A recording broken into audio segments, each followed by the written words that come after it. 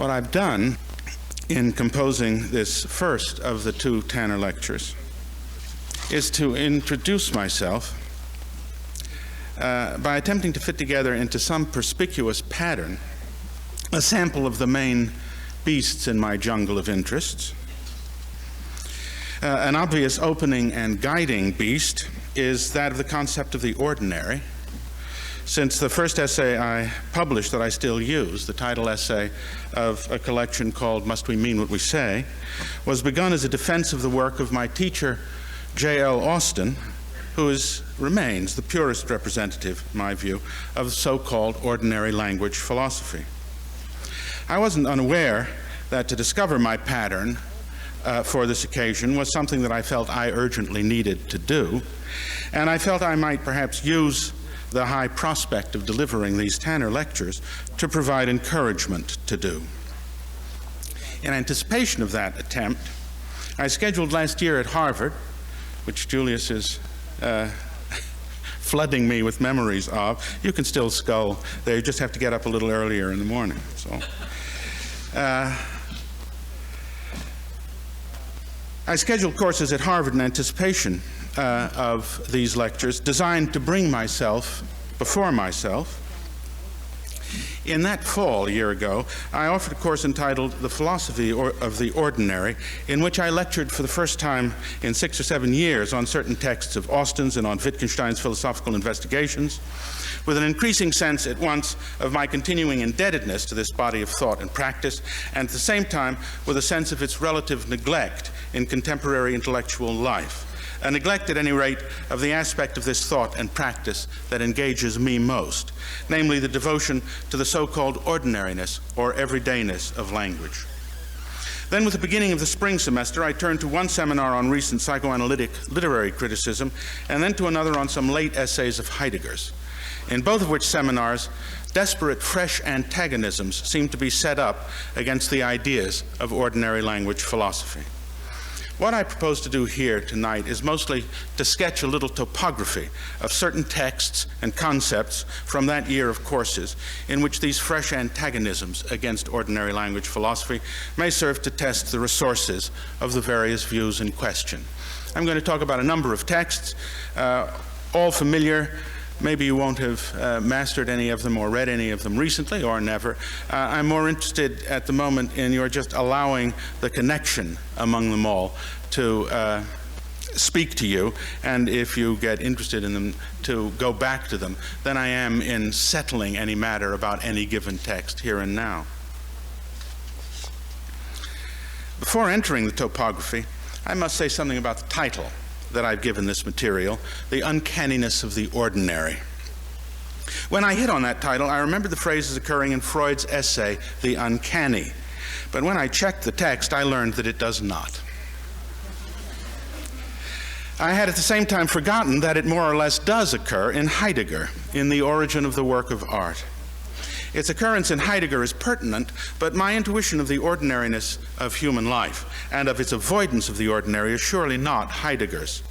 For him, the extraordinariness of the ordinary has to do with forces in play apart from our ordinary awareness that constitute our habitual world, a constitution he describes as part of his account of the technological, of which the ordinary is, as it were, one consequence for him, and a less important consequence than, as Nietzsche had prophesied, for us the wasteland grows. And that our task as thinkers, according to Heidegger, is to draw back from the mode of thinking that causes or continues this devastation, and to let ourselves be drawn another way. Whereas for me, the uncanniness of the ordinary that I speak of is epitomized by the possibility or the threat of what philosophy has called skepticism. Understood, as in my studies of Austin and of the later Wittgenstein, I've come to understand it as the capacity, even the desire, of ordinary language to repudiate itself, specifically to repudiate its power to word the world, to apply to the things we have in common, or to pass them by. It's part of this derivation of uncanniness, from which perhaps Heidegger's can in turn be derived, that we are the root of the disappearance of the world in skepticism, and that its reappearance requires our ability to appeal to call upon, the ordinariness of language, something that in turn demands our capacity to overcome our desire for inhumanness. Well, what all this comes from and leads to is mostly what the 500 pages of a book I published almost 10 years ago called The Claim of Reason is about. I hope enough of it will get through in my talk tonight to capture a sense of what I take to be at stake. One general caution in beginning. I'm not here going to make a move towards deriving the skeptical threat philosophically. My idea is that what in philosophy is known as skepticism is a relation to language, to the world, and to others that is known to what you might call literature, or anyway responded to in literature, in uncounted other guises. In Shakespeare's tragic heroes, in Emerson and Thoreau's silent melancholy and quiet desperation, in Wordsworth's perception of us as without interest in our lives, in Poe's perverseness. Why philosophy and literature do not know this about one another, and to that extent remain unknown to themselves, has been my theme, it seems to me, forever. It may help give a feel for what is at stake for me if I spell out a little my response to discovering that the phrase, the uncanniness of the ordinary, is not in Freud's text. My response was, a little oddly and roughly, to think, well, it's not my fault, but Freud's. He hadn't grasped his own subject. A cause of my response has to do with a pair of denials, or rather with one denial and one error, in Freud's reading of the E.T.A. Hoffmann story called The Sandman, with which the essay on Freud's essay on the uncanny occupies itself. Freud's denial is this.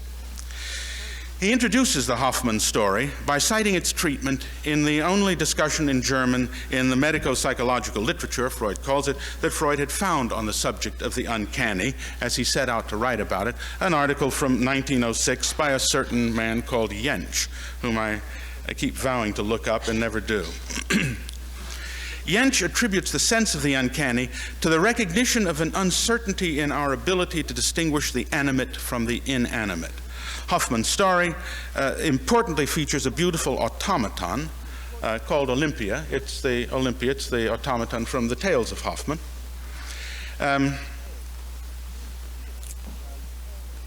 Whom the hero of the story falls in love with. His falling in love with the automaton is precipitated by his viewing her through a magic spyglass constructed by one of her constructors. At first, this love serves for the amusement of others who are certain that they see right through the machine, that is, that it's a machine, this automaton, but then it serves to feed their anxiety that they may be making the same error with their beloveds, quite as though this anxiety about the human figure and what it is and what can be known of it is the anxiety is a datable event in human history. The hero, Nathaniel, goes mad when he sees the automaton pulled apart by its two fathers, or makers. They're called both those things. He's nursed back to health, back to sanity, by his childhood sweetheart, Clara, whom he had forgotten in favor of Olympia. Now, Freud denies no fewer than 4 times that the inability to distinguish the animate from the inanimate is what causes the sense of the uncanny, insisting instead that the cause of the undoubted feeling of the uncanny in Hoffmann's story is the threat of castration. I find Freud's denial in this context to be itself uncanny.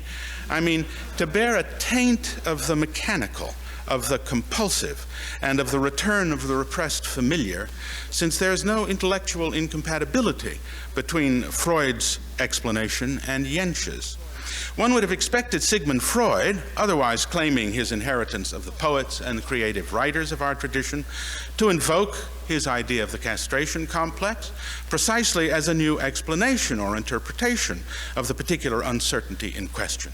That is, to suggest it as Hoffmann's insight that one does not resolve the uncertainty or achieve the clear distinction between the animate and the inanimate until the Oedipal drama is resolved under the threat of castration.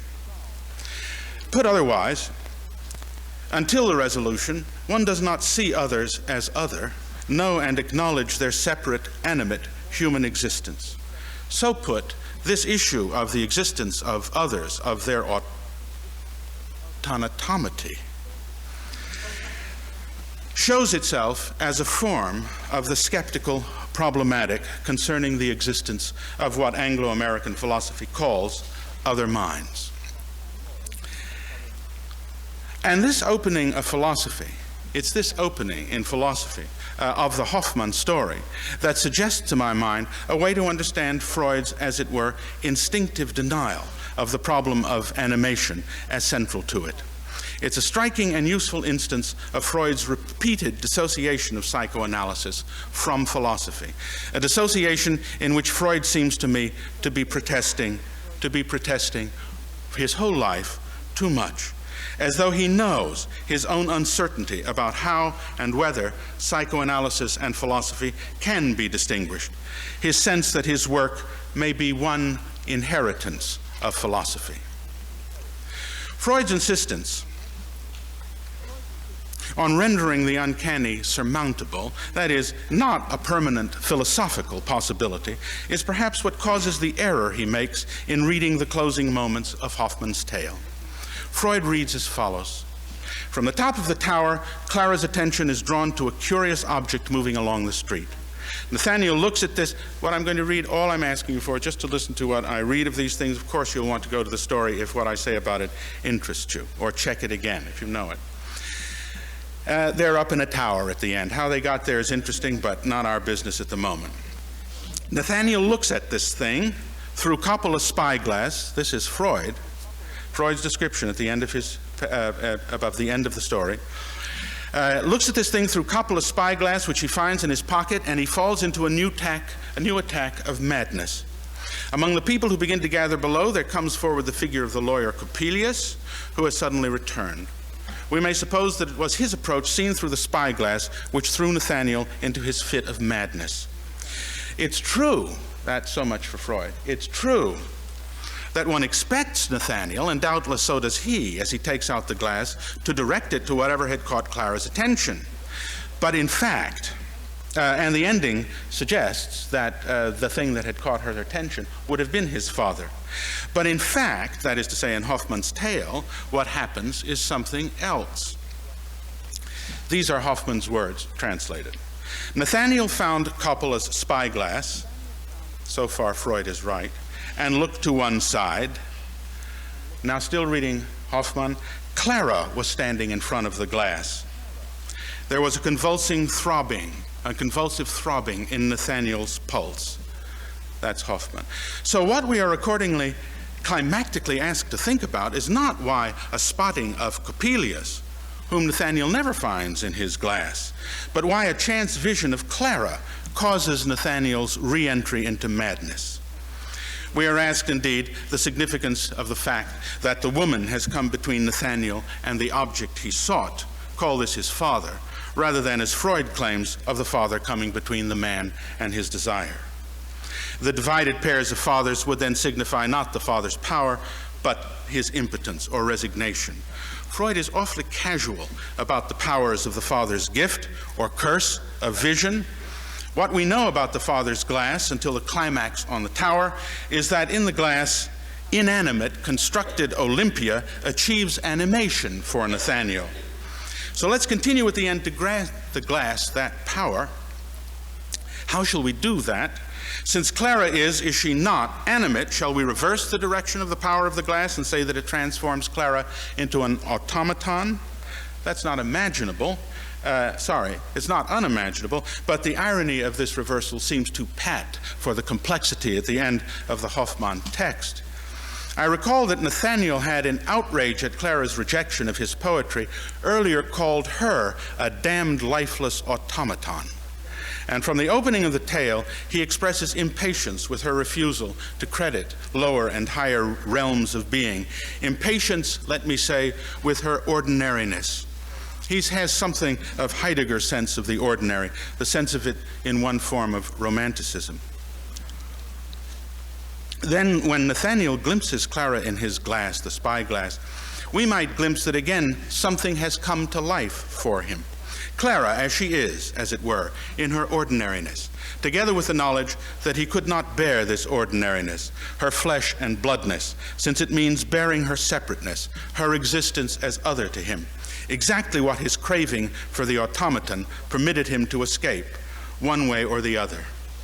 The glass is a death-dealing rhetoric machine, producing or expressing the consciousness of life in one case, in Olympia's, by figuration, in the other, in Clara's, by literalization, or let me say, defiguration. Now to those courses that I mentioned, and their topography of texts and of countertexts.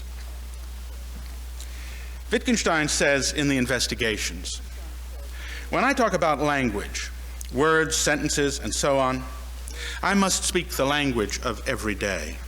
Is this language somehow too coarse and material for what we want to say? Then how is another to be constructed? And how strange that we should be able to do anything at all with the one we have. That's Wittgenstein, paragraph 120 of the Investigation. Strange, I expect Wittgenstein means immediately to imply that we can formulate so precise and sophisticated a charge within and against our language as to find it coarse and material. Are these terms of criticism themselves coarse and material? Now listen to words from two texts of Heidegger's, from the essay The Thing and from his lectures What is Called Thinking, published within the 3 years before the publication in 1953 of Philosophical Investigations. Heidegger says in The Thing, today everything present is equally near and far, the distanceless prevails. And again, Heidegger says, is this not merging or lumping of everything into uniform distancelessness more unearthly than everything bursting apart? Man stares at what the atom bomb could bring with it.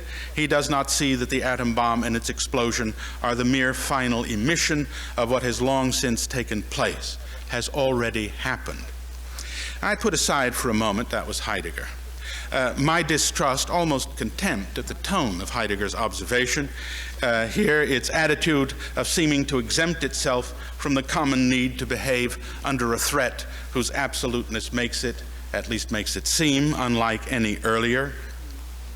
What has already happened, according to Heidegger, is the shrinking of the human in the growing dominion of a particular brand of thinking that he seems to have discerned, a growing violence in our demand to grasp or explain the world.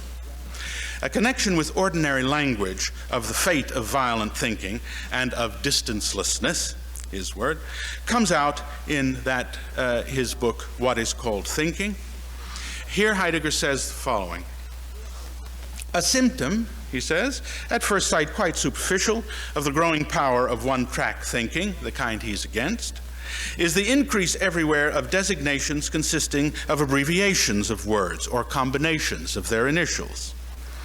Presumably no one, still Heidegger, no one here has ever given serious thought to what has already come to pass when you, instead of university, simply say uni.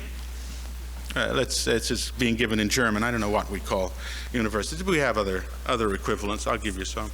Uni, he says. That's like kino, or like saying movie. True, still Heidegger, the moving picture theater continues to be different from the Academy of the Sciences. You can say that again. Still, the designation uni is not accidental, let alone harmless.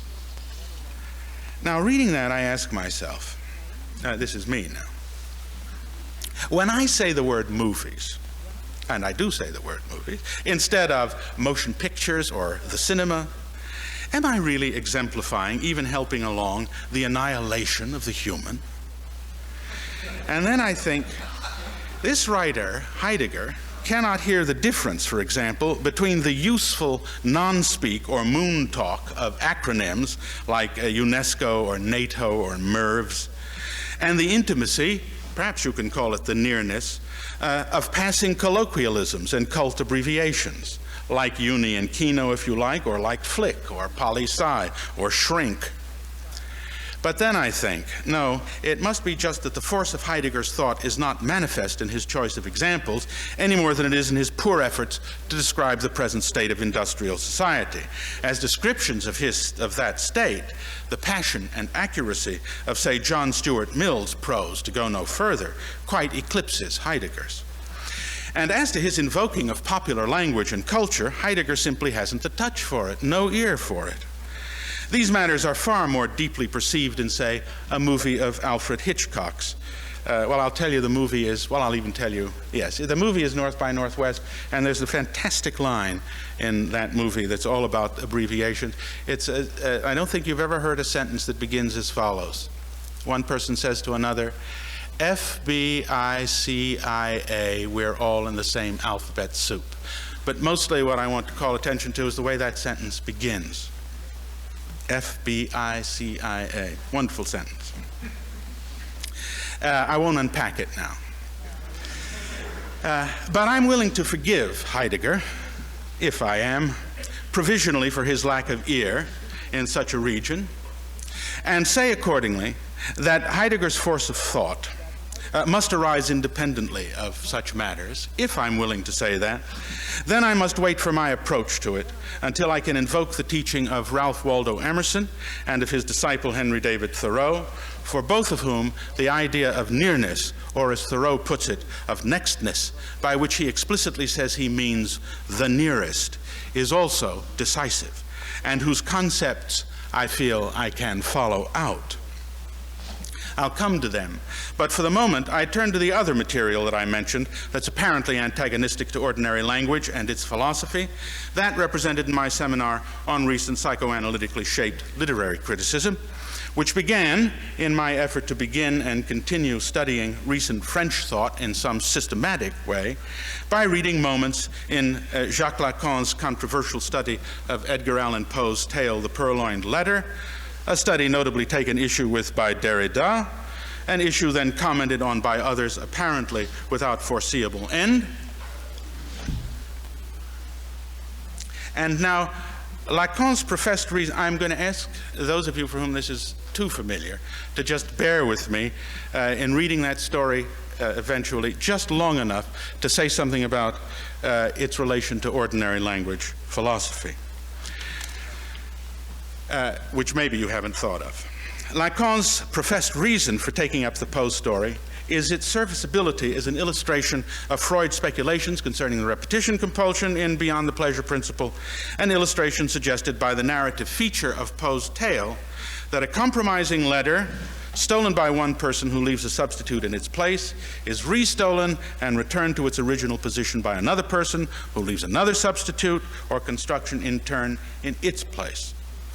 Fastening on the shifts of identification established by this structure of thefts or displacements of a letter, in turn taken, Lacan in effect treats Poe's tale as an allegory of what he understands psychoanalytic understanding to require, the tracing and return of displaced signifiers. This understanding, together with a special art by which the letter is concealed, also constitutes the tale as an allegory of writing.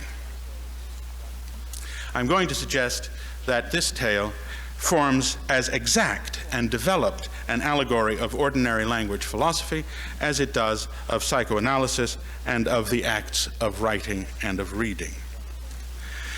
The sense of this application to ordinary language philosophy is given by Poe's tales all but identifying itself as a study, and hence perhaps as an act, of mind reading.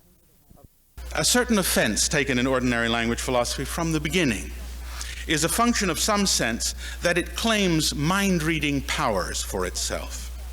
Because what in fact could be the source of the ferocious knowledge it claims to divine by going over stupidly familiar words that we are every bit as much the master of as it is?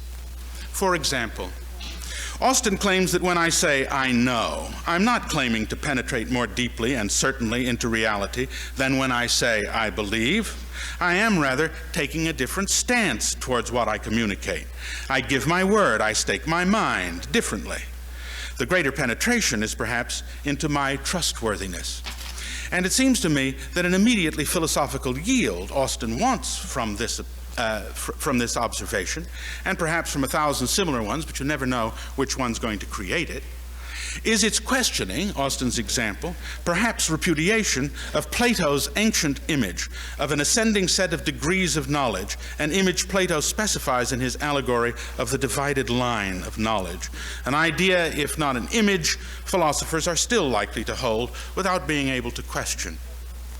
From this questioning or repudiation, a further consequence would be to question whether there is or ought to be, or what the fantasy is, that there's a special class of persons to be called philosophers who possess and are elevated by a special class of knowledge. Austin's idea would seem to be that the decisive philosophical difference between minds lies not in their possession of facts and their agility of manipulation. These differences are reasonably obvious, but lies, let us say, in their intellectual scrupulousness, their sense of what they or anyone is or could be in a position to say, to claim authority for saying to a fellow human creature. Does my elaboration of Austin's implication from the difference that he's discovered between saying, I believe and I know, that is, the difference between belief and knowledge, convey the kind of offense that he may give, may indeed cultivate? Take one more example along these lines, this time from Wittgenstein's Investigations. He says this at 246. Other people cannot be said to learn of my sensations only from my behavior, for I cannot be said to learn of them. I have them. That's all.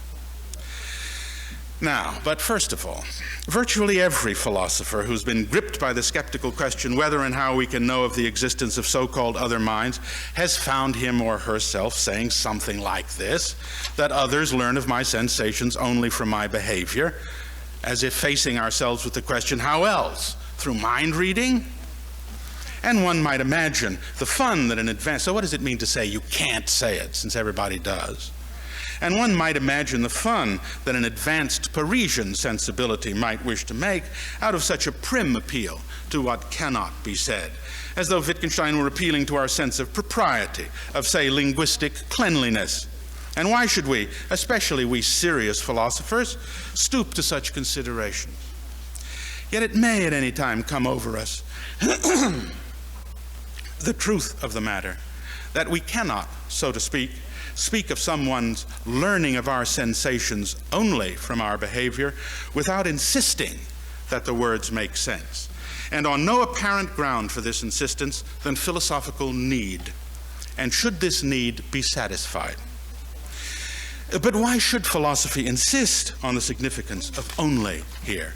Only here suggests some disappointment with my behavior as a route to the knowledge of what's going on in me. Not a disappointment with this or that piece of my behavior, but with behavior as such, as if my body stands in the way of your knowledge of my mind. This now begins to sound somewhat mad, as though philosophy is insisting on, or driven to, some form of emptiness.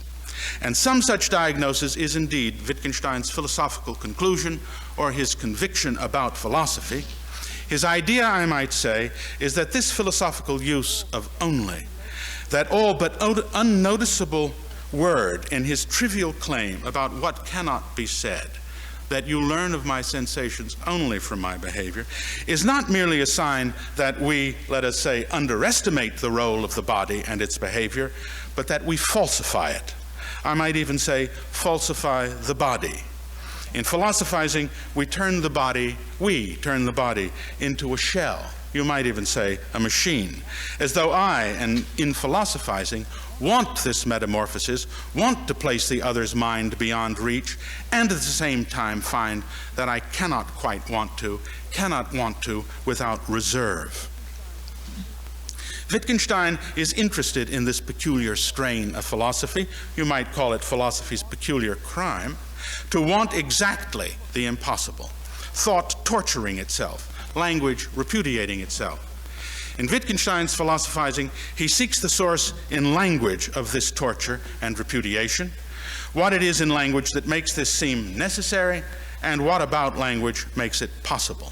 He speaks of our being bewitched by language, hence his therapeutic procedures are to disenchant us. Lacan, in a comparable way, I believe, speaks of his therapy as reading the unreadable.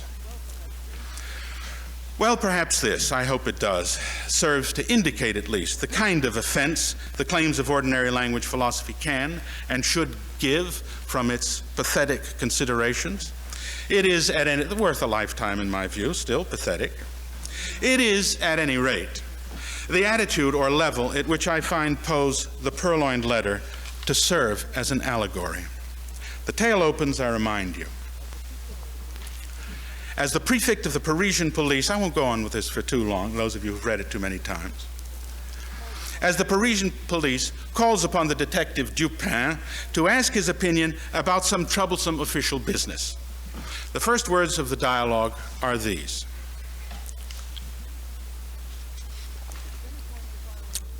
If it is any point requiring reflection, observed Dupin as he forbore to enkindle the wick, we shall examine it to better purpose in the dark. That's another of your odd notions, said the prefect, who had a fashion of calling everything odd that was beyond his comprehension, and thus lived amid an absolute legion of oddities. The fact is, the prefect goes on, that Dupin, the business is very simple indeed. But then I thought Dupin would like to hear the details of it because it's so excessively odd. Simple and odd, said Dupin. Perhaps it's the very simplicity of the thing which put you at fault.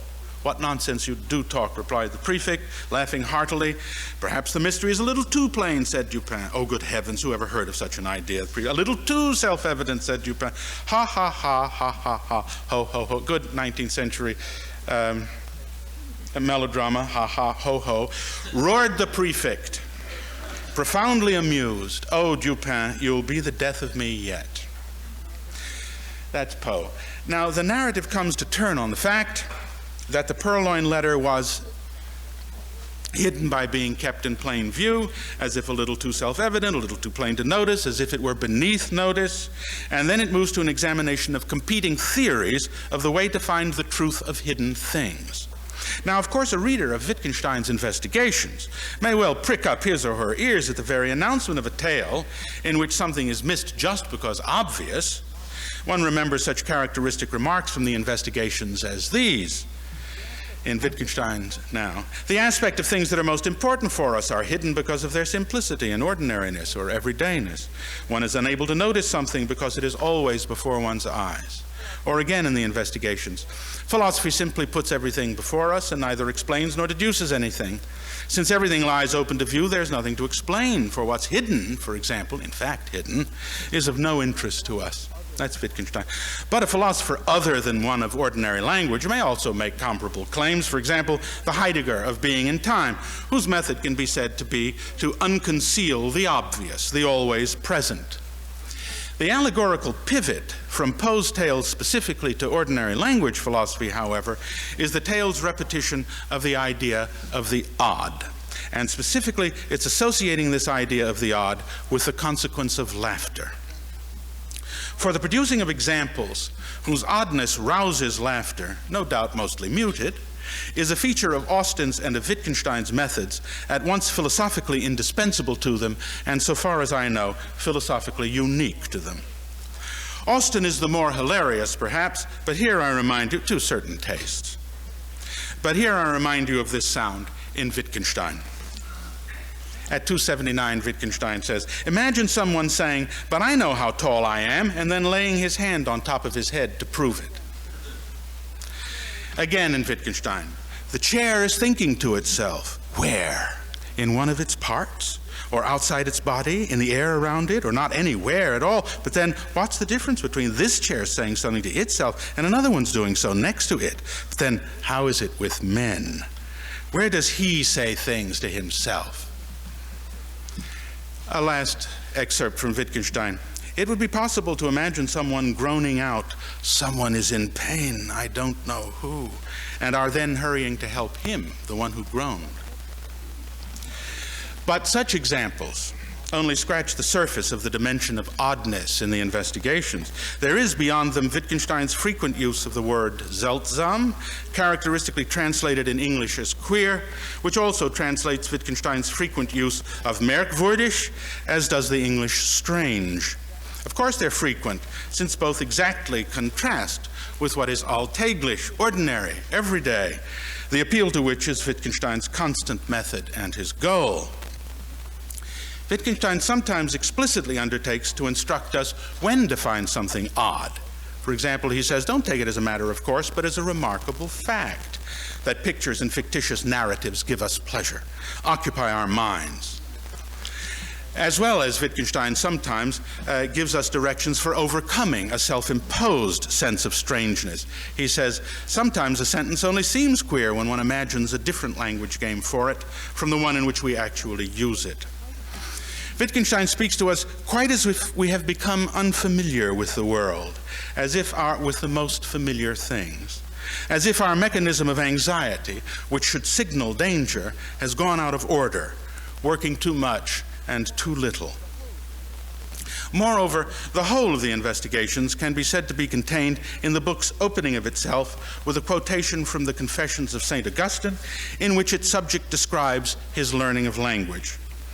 This possibility depends on seeing that the quotation contains the roots of the entire flowering of the investigations, but it equally depends on seeing that the most remarkable fact about the quotation from Augustine is that anyone should find it remarkable or strange or odd, worth quoting at all. Let me just tell you how that sounds.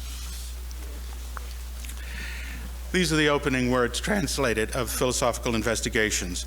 When they, my elders, named some object and accordingly moved towards something, I saw this, and I grasped that the thing was called by the sound they uttered when they meant to point it out. Their intention was shown by their bodily movements, and so on. Thus, as I heard words repeatedly used in their proper places in various sentences, I gradually learned to understand what objects they signified. Well, who in his right mind would stop over a quotation like that? There isn't anything wrong with that. I mean, it's just they said these things, and I made these noises, and I saw them, and then I grasped what they meant. Didn't everybody? Or did anybody? And now what I claim is every paragraph in the investigations can be traced back to that quotation, and yet, it represents the first of countless moments in the book in which we are made uncertain whether an expression is remarkable or casual, where this turns out to be a function of whether we leave the expression ordinary or elevate it into philosophy. An elevation that depends on escaping our sense, let us say, of the ridiculous, the sense Wittgenstein undertakes to awaken our sense of the ridiculous. Philosophy in Wittgenstein turns out to require an understanding of how the seriousness of philosophy's preoccupations with meaning, reference, intention, pointing, understanding, thinking, explaining, moving, expressing, with the existence of the world, with whether my behavior necessarily hides what is going on within me, how this seriousness is dependent on disarming our sense of oddness and non-oddness, maybe correctly, and therewith seeing why it is with the trivial or superficial that this philosophy finds itself in oscillation, as in an unearthly dance. It was my sense of this unearthly oscillation that led me, early in my interest in Wittgenstein, to compare his writing with the writing of Samuel Beckett, for whom the extraordinary is ordinary, and with that of Chekhov, for whom the ordinary is extraordinary. And here are two ways, complementary ways, of wording the uncanniness of the ordinary.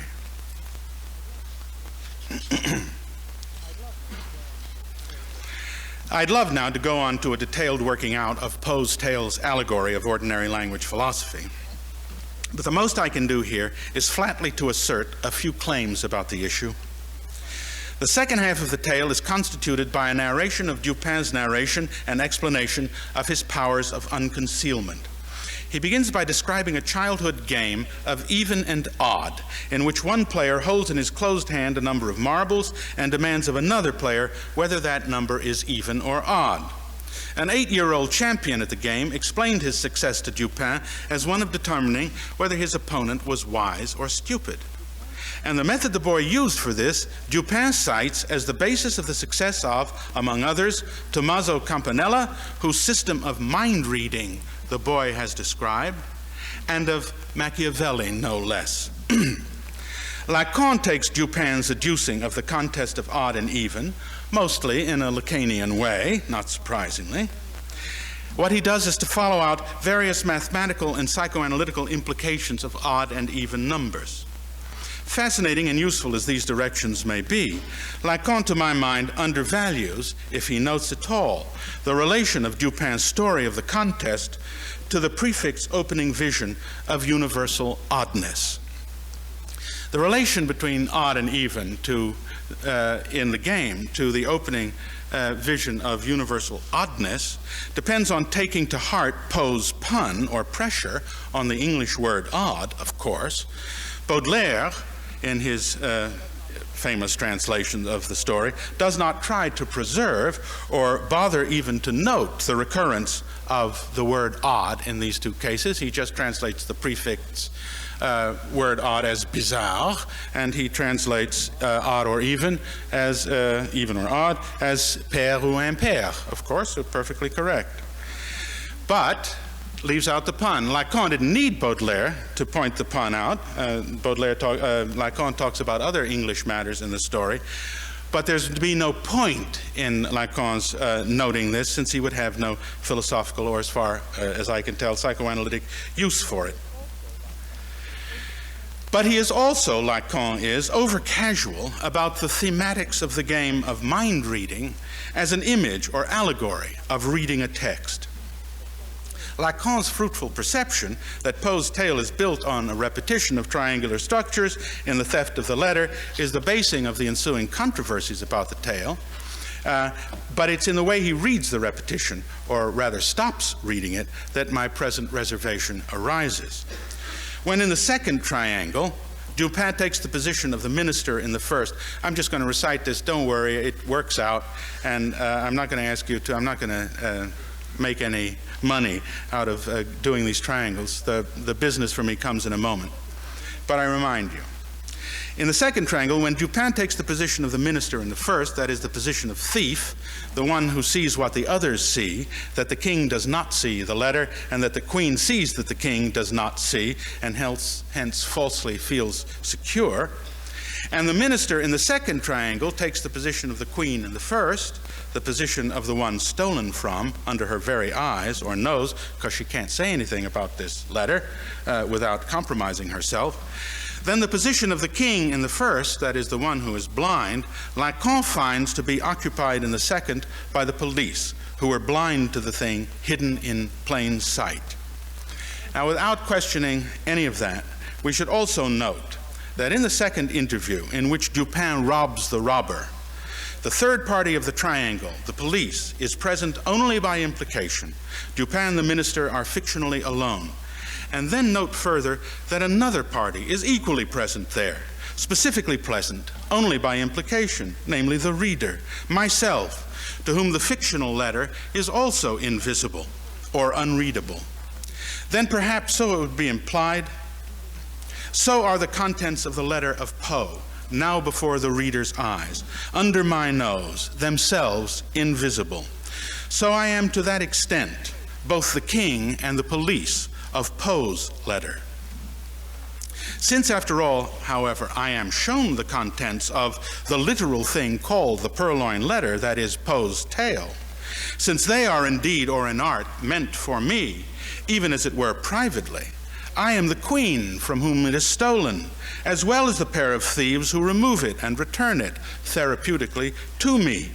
And if I'm to read the mind of the one whose hand it is in, that is mine, as long as I'm reading it, and so read my mind, but also the mind going with the hand it is written in, that is, the author's, it's also to be read as the work of one who opposes me, if mind reading in that Campanella sense is an allegory of this story, one that opposes me, challenges me to guess whether each of its events is odd or even, everyday or remarkable, ordinary or out of the ordinary, like the philosophical investigations. I'm here invoking not what I understand as a reader response theory, but something I would like to understand as a reader identification theory. Let that stand as an indication of the tale's allegory of ordinary language philosophizing, for which the relentlessly urgent methodological issue and the issue about which this philosophy is philosophically at its weakest is that of accounting for the fact that we are the victims of the very words of which we are at the same time the masters. Poe's tale suggests a concrete and elaborate set of ways for conceptualizing these facts, what it betokens that it should at the same time allegorize Lacanian psychoanalysis, and the acts of writing and reading I leave open. For me now to complete the little topography I had in mind for this occasion, I'd have at this point to undertake two tasks pertaining to American transcendentalism. Here I'm going to concentrate on Thoreau. First, to give an account of Walden, the major philosophical text in my life, other than the Philosophical Investigations, that deals in endless repetitions, that begins with a vision of the extreme oddness of the everyday world, and that portrays its goal as the discovery of the day, this one among others. Second, I would have to say what I've meant in expressing my intuition that Thoreau, together with Emerson, having hinted at their closeness to Heidegger, also underwrite the procedures of ordinary language philosophy, an intuition that I've expressed by speaking of them as inheritors of Kant's as inheritors of Kant's transcendentalism, and as writing out of a sense of intimacy of our words with the world, and intimacy lost. And again, I just have time for some assertions. The background of the intuition is the work that I've done that I count on to show both the Investigations and Walden sharing an aspiration of Kant's critique of pure reason, namely to demonstrate the necessity in the world's satisfaction of the human conditions of knowledge. Walden's way of summarizing the first critique may be heard in its announcement that, in Thoreau's words, the universe constantly and obediently answers to our conceptions. And when in the Investigations, Wittgenstein calls his investigations a grammatical one and says our investigation is directed not towards phenomena, but as one might say, towards the possibilities of phenomena, this may be taken as saying that what he means by grammar plays the role of a transcendental deduction of human concepts. The difference relevant for me is that in Wittgenstein's practice, every word in our ordinary language requires deduction, where this means that each is to be tracked in its application to the world in terms of what he calls criteria that govern it. And our grammar is in some sense to be understood as a priori. Now, the mutual relation to Kant that I called the background of the intuition of American transcendentalism as underwriting ordinary language philosophy is something that in foreground is the recognition that the Investigations is written in continuous response to the threat of skepticism.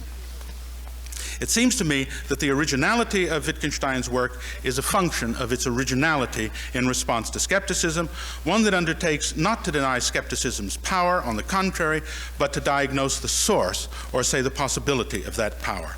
To ask, as I put it a while ago, what it is about human language that allows us, even invites us, to repudiate its everyday functioning, to find it wanting. I might epitomize Wittgenstein's originality in this regard by saying that he takes the drift toward skepticism as the discovery of the everyday, a discovery of exactly what it is that skepticism would deny. It turns out to be something that the very impulse to philosophy, the impulse to take thought about our lives, inherently seeks to deny, as if what philosophy is dissatisfied by is inherently the everyday. The everyday is accordingly not merely one topic among others that philosophers might take an interest in, but one that a philosopher is fated to an interest in as long as he or she seeks a certain kind of response to the threat of skepticism. The everyday is what we cannot but aspire to, since it appears to us as lost to us. This is what Thoreau means when he says the phenomena of the year take place every day in a pond on a small scale. That is, there is nothing beyond the succession of each and every day, and grasping a day is not a given, but a task. This is also why Emerson says, "Give me insight into today, and you may have the antique and future worlds." His words have the rhetoric of a bargain or a prayer, as in, "Give us this day our daily bread." It's not something to take for granted. The implication of this view of skepticism as the measure of the everyday is worked out in tortuous detail in The Claim of Reason. I won't try to characterize it further here. Instead, I look for my conclusion by asking where Emerson and Thoreau see the answer to skepticism to lie. I still concentrate on Walden, and I cite two foci of its conceptual elaboration. The first focus is the theme of mourning or grieving, which in conjunction with mourning as dawning forms a dominating pun of Walden as a whole. It proposes human existence as the finding of ecstasy in its knowledge of loss. I call Walden a book of losses, saying of the book's creation of the region of Walden Pond, the world is an image of paradise, that it is everything there is to lose. And the book opens with it foregone, gone. Hume had said in the Treatise of Human Nature that skepticism is a malady that can never be cured. But the scene Hume thereupon portrays for us is one in which he returns from the isolation of his philosophical study into the company of his friends, where he finds welcome distraction from the sickening news his philosophical powers have uncovered. Incurable malady is a metaphor for some grievous human condition, and it suggests an imaginable alternative, yet one we cannot take. It would seem to be an alternative to the grievousness of the condition of being human. Philosophers do sometimes suggest that the human possession of, say, the five senses is an unfortunate fact about us. Distraction, as in Hume, is one surely understandable reaction to skeptical tidings, but depending on how you take the alternative to the malady of skepticism, a more direct response, perhaps in a more acute stage, is that, as in Thoreau, of mourning, the path of accepting the loss of the world. You might say accepting the loss of its presence, accepting it as something which exists for us only in its loss. You might say its absence, or what presents itself to us as loss. I won't try this now, but I think it can be made out that Freud's sense of mourning as a sense of regaining the objectivity of the world, in its insistence on mourning as a process of repetition, is extraordinarily repeated anachronistically in Walden. In addition to distraction and mourning, Heidegger's perception of the violence of philosophical thinking, its imperative to dominance of the earth, I see as something like a further response to or a consequence of skepticism.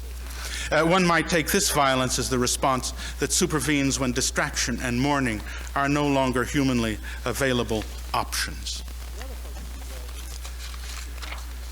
The other focus in Walden, in conjunction with mourning, around which skepticism tracks its answer, is constituted by the overarching narrative of the book, the building of a house, that is, the finding of one's habitation, of where it is one is at home. The guiding thought of Heidegger's essay, Building, Dwelling, Thinking, is a companion to his essay, The Thing, and there his view is that dwelling comes before building, not the other way around, and one can take that as the moral of Walden also. Now, one further corner of the topography of the everyday that I'm outlining, and I'll be ready to take up a moment of unfinished business with Heidegger's The Thing, and then tell you a parting story. If you take Edgar Allan Poe, together with Nathaniel Hawthorne, on some opposite side of the American mind from Emerson and Thoreau, also to be writing in response to skepticism, then it becomes significant that they too write repetitively about dwelling, settling, houses, about, call it, domestication. Since their tales, unlike the scenes of Emerson and Thoreau, typically have other people in them, they think of domestication habitually in terms of marriage or betrothal. And habitually they think not about its ecstasies, but about the horrors of marriage or of intimacy, about houses that fall or enclose, ones which are unleavable because unleavable and hence unlivable. I said that the new philosophical step in the criticism of skepticism developed in ordinary language philosophy is its discovery of skepticism's discovery by displacement of the everyday. Hence the discovery by ordinary language philosophy that the answer to skepticism must take the form not of philosophical construction, but of the reconstitution or resettlement of the everyday. This shows in its treatment of skepticism's threat of world-consuming doubt by means of its own uncanny homeliness, furiously resting within its relentless superficiality, not by way, as other philosophies have felt compelled to proceed, by way of isolated, specialized, highly refined examples. For example, Descartes' piece of wax, or Kant's house, or Heidegger's automobile turn signal, or G.E. Moore's envelope.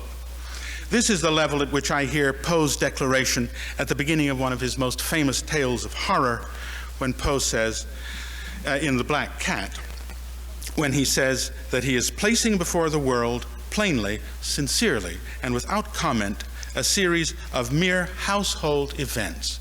It happens that in one of these events is that a man buries an axe in his wife's head. It stands to reason that if some image of human intimacy, call it marriage or domestication, is the fictional equivalent of what philosophers of ordinary language understand as the ordinary, call this the image of the everyday as the domestic. That then the threat to the ordinary that philosophy names skepticism should show up in fiction's favorite threats to forms of marriage, namely in forms of melodrama and tragedy. I'm moving towards my second lecture about a melodrama. I said I was going to take up some unfinished business with Heidegger. I won't. What I want to do, however, is not to forego telling you this parting story. Also, steering towards the second lecture. For that story, I gesture toward a favorite region of mine that came up earlier for a glancing blow in Heidegger's allusion to it as symptomatic of our common annihilating one. I turn to a passage from a movie as also symptomatic of everyday thinking, but this time as symptomatic of the everyday recognition that our habitual modes of thought are destructive, and as an everyday effort to step back from them. The passage is from the concluding sequence of a film called Woman of the Year, directed by George Stevens in 1942 with Katharine Hepburn and Spencer Tracy. A relatively minor member of a genre of movie that I have called the comedy of remarriage, and that I define through certain movies of the Hollywood 1930s and 1940s. The woman, Katharine Hepburn, in Woman of the Year, is a world-famous syndicated political journalist. The man, a lower-class sports reporter on her house newspaper, Spencer Tracy. After satisfying a number of features required by the genre of remarriage, for example, the couple's separation and threatened divorce, the woman's particular understanding with her father in the absence of her mother, a solemn discussion of what constitutes marriage, and a scene of instruction of the woman by the man, which is later undermined by the woman. In this case, it's instruction in the rules of baseball. An explicit renunciation of children and the establishing of a sense that while these two may not manage to live together, they're certainly not prepared to share their lives with anyone else. And then a move to a smaller, more modest dwelling than they began in. All these things are satisfied, plus a number of other things. There's a final sequence in which the woman appears about dawn at her estranged husband's apartment, and while he's asleep, attempts with hopeless incompetence to cook breakfast for him. He's awakened by the noise of her incompetence, various machines going off and going wrong in the kitchen. He interrupts her pitiful efforts and is treated to a humble declaration from her, which begins, significantly for the genre of remarriage, "I love you, Sam, will you marry me?" says the wife. He treats this outburst with a mocking tirade of disbelief, to which she replies, Katharine Hepburn is saying this, "You don't think I can do the ordinary things that any idiot can do you?" He says no. She asks why not, upon which he delivers a long, remarkable lecture which begins, "Because you're incapable of doing them," and ends by saying that she's trained to do things incompatible with the training that doing those ordinary things demands. What I call attention to here is that this proves to be all right with him, with both of them. That, for example, in this genre of movie, if anyone is seen to cook, it's the man, never the woman, at least not the woman alone. That uniquely in this genre of comedy, so far as I know, the happiness of marriage is dissociated from any a priori concept of what constitutes domesticity. You might almost call marriage in these films the taking of mutual pleasure without a concept. Whether two people are married, that was a joke. I feel like, who is it on Johnny Carson? She's always, when her jokes bomb, she always says she paid money for the joke. I spent time on this. I mean, you see, that's a... let me explain this joke. Pleasure without a concept. See, it's all about the critique of purity, and here I'm saying, the critique of judgment, and I'm saying that marriage has this content, and you wouldn't believe it anyway. Whether two people are married does not necessarily depend on what age they are, or what gender, or whether legally, or any other a priori thing you could think of. Marriage is here being presented as an estate meant not as a distraction from the pain of constructing happiness from a helpless, absent world, but as the scene in which the chance for happiness is shown as the mutual acknowledgement of separateness, in which the prospect is not for the passing of years until death parts us, but for the willing repetition of days, willingness for the everyday, until our true minds become unreadable to one another. That's not a joke. Thank you.